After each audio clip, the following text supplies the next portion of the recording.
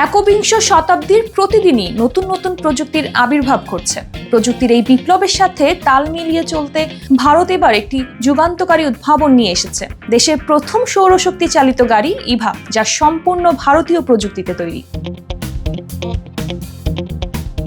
নয়াদিল্লিতে আয়োজিত Bharat mobility global expo 2025-এ উন্মোচিত হয়েছে এই আধুনিক গাড়িটি। এটি তৈরি করেছে ভারতীয় কোম্পানি ভাইব মোবিলিটি। এর দাম ভারতীয় মুদ্রায় 3,25,000 রুপি থেকে 6 লাখ রুপি ধার্য করা হয়েছে, অর্থাৎ বাংলাদেশি মুদ্রায় 4,60,000 টাকা থেকে 8,49,000 টাকার মধ্যে।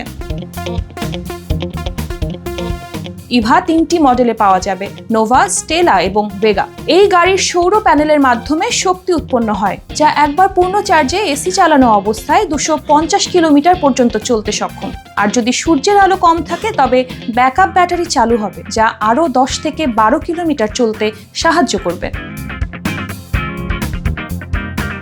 ভাইব মোবিলিটির শীর্ষ নির্বাহী কর্মকর্তা নীলেশ বাজাজ জানিয়েছেন, ইভা শুধু একটি গাড়ি নয়, এটি ভারতীয় অটোমোবাইল শিল্পে এক বিপ্লব। এতে রয়েছে উন্নত প্রযুক্তি এবং স্থায়িত্বের সাথে পরিবেশ বান্ধব সমাধান।